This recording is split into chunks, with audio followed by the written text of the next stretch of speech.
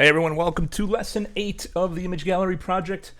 In this lesson, we're going to take a look at font size and overall units of measure in web design. So we're going to continue with typography and skim over the surface of that. And again, remember, as we introduce these things in projects, this being our first, we're going to go deeper into these as the projects continue.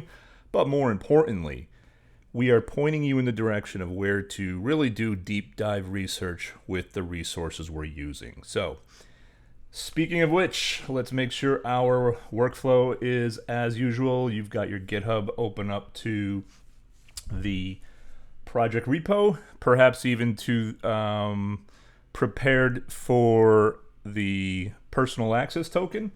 Also, your IDE, make sure that is open to our index.html and styles.css. No other tabs should be open in the editor to limit confusion.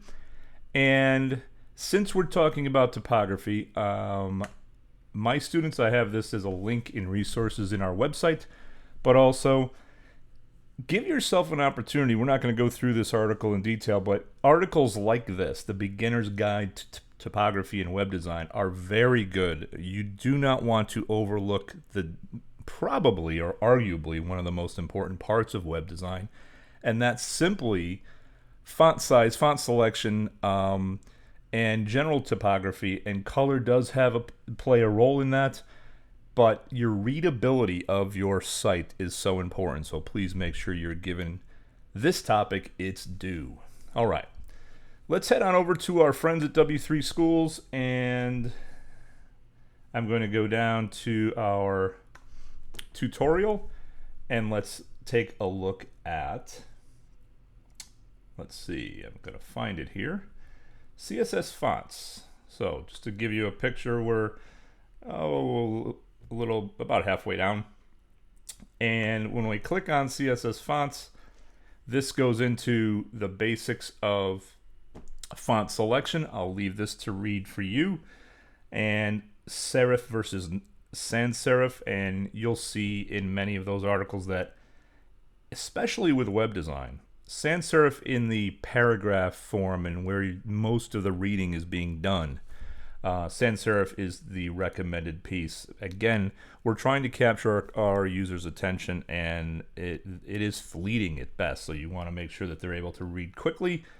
Serif is okay used in titles and to catch the user's attention, but not throughout a document. Okay, but let's go down to the middle here to font size. And font size is the property that is set the size of the text in CSS. Let's see. The most important piece here is that size can be either absolute, and that absolute means it's a specific size. It does not allow the user to change the text size in all browsers. So absolute is useful when you have a physical size of output known in advance, and that doesn't happen often.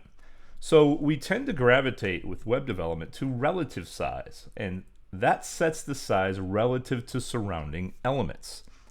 And in doing that, it allows the user to change text sizes in browsers. So imagine if you have someone that needs to make that screen larger. You don't want to fix those pixels and therefore not adjust it. All right, and then as you've probably noticed, there's some great highlights in W3 Schools here, and take a look at the note in the middle here. If you do not specify a font size, the default size for normal text, like paragraphs, is 16 pixels. And in parentheses, we're saying 16 pixels equals 1 EM or M. That is a relative unit we're going to take a look at momentarily. So here are some examples of setting font size: 40 pixels, 30, and so on. And it's also, let's go to font size with M. And here is an example of how you would set that up. So 2.5 EM is really 2.5 times 16. Okay. let's go further down to CSS Units. That's kind of the title of this section. And our goal is to apply this to the header of our page. But CSS Units further discusses the fact that length is used in CSS measurements or properties like width, margin, padding, font size, and so on. And here is the discussion with absolute versus relative. So we're going to take a look at relative here. And specifically, we're going to look at relative to font size of the root element, the HTML element. We can also use relative to font size of the element in which you're dealing with. So that means whatever child you are changing font size on, it will change relative to the parent's font size. Well, rems are to the root. So let's head on over to our Cloud9 IDE, and our focus here is going to be to style completely the header, and the header has our H1, H4, H6. So let's head on over here and notice we have our color palette and our syntax still is here. We want to maintain that so that we have a reminder of what or how to set up generic syntax for CSS. And I have added something for you to type in. So please pause the video right now and type in what I have on my line 15 to 18. We are setting up the selector HTML, and we're adjusting the font size for that root selector to be a percentage of 62.5%. Please also make sure that you're getting the comment on the right hand side, which explains the strategy. So you start the comment with /* and then end it with */. Pause the video, get that into your style.css file, and come on back. Don't forget to save it. All right, welcome back, everybody. And the strategy here goes back to rems, the relative unit, and we are adjusting the percentage for the root element, HTML. So we could simply put 100%, and that's kind of the strategy that was recommended in W3 schools. I'm using 64.5% just more for ease of calculation for us. If you do the math, 64.5% of 16 is 10. So now, anywhere in the document, if we're using 1 rem, 2 rem, 3 rem, we're really using 10, 20, 30 pixels just to give us a relative feel for the size of that. All right. Next up, let's enter in and begin our work on our selector, the header. And right off the bat, we want to, well, before I even do this, let me go back here and put this in the preview. And here's where we left off in the last class, last lesson. And recall that sometimes I prefer to have the preview opened up in a new window, but we are targeting mobile first design here, so this preview kind of looks a little like a phone display. So we're going to use this as our visual, and we want to target the header up top here. So we're going to apply a margin, and a margin is going to be, let's see, 0 on the top and the bottom, and 4 rems left or right. So we're basically going to slide everything.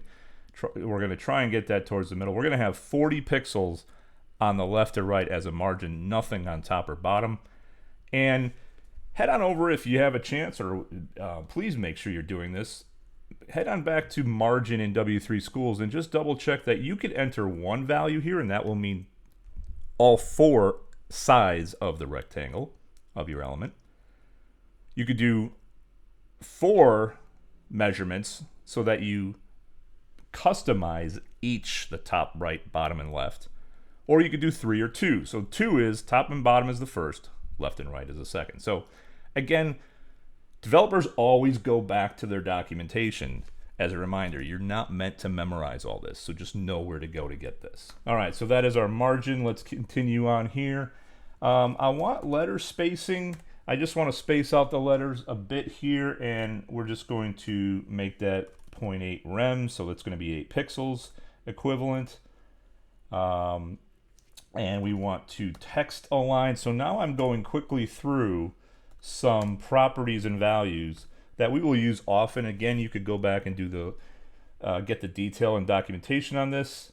And let's just stop here and Control S, save it, and let's refresh our view and notice our margin took effect and our letter spacing, the spacings between the letters kind of separated a little bit, and everything went to the center. So the 3 items that we put in seem to be working. We're not done yet, but I do want to apply kind of a visual border except on the top. So there is a border feature, and I think we've seen that already, but I'm going to cut and paste this in, and this is another opportunity to stop the video, pause it, type these in. But border, bottom right and left, border allows us to indicate the size of the border, the thickness, then the shape, and then the actual color we want to use. And we're using the hexadecimal from the tertiary color up top. So this again is coming from the color hunt palette that I selected. So pause the video, get these 3 lines in, and then come on back. All right, welcome back, everybody. Make sure you save that, then come on over and refresh, and you're going to see the beginnings of that outline here. Yes, the image is up against that. We will adjust that. Don't forget, that's in a separate section of our HTML, so we will move that separately here. Okay, next up, we want to get a little bit of padding in here. And remember, padding, this is going to be surrounding all of the H1, 4, and 6, but it's inside of the border around the 3 headers. So this is the padding for the header. And we want 0.5 rem, which is about 5 pixels. Then the next up here, I want to give a little bit of a shadow, make it a little bit of a 3-dimensional look to our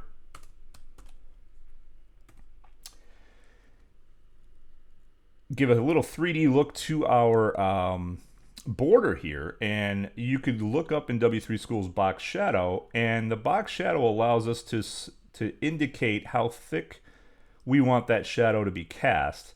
And there's 3 different directions we're doing that, or 3 different parameters here. So go back to W3 Schools and check out box shadow. We're going to use this often. And then the final piece here is RGB, but this is new from what we spoke of last. The A indicates opacity. So remember, all zeros are black, but we're going to have a lighter shade of black giving us that shadow effect here. Finally, the last property here, text transform to uppercase, self-explanatory. We're going to get everything capitalized for our heading. So let's save it, refresh, and there we go. Again, the image is blocking us a little bit here, but you could see on the right-hand side here where the image is, you see a little bit of shading. We've got all caps. This might appear a little small, but keep in mind that so what I would not recommend you do is open this up if we do that, let's do it for now. This is the view, and it's very small for the big screen, but we are going to adjust that based on dynamically we'll adjust that in a future lesson. Right now, we're targeting the mobile look. So we could go back and forth on text size here, maybe make this a little bit bigger. So we could put in, I think, font size. And maybe 1.1 rem.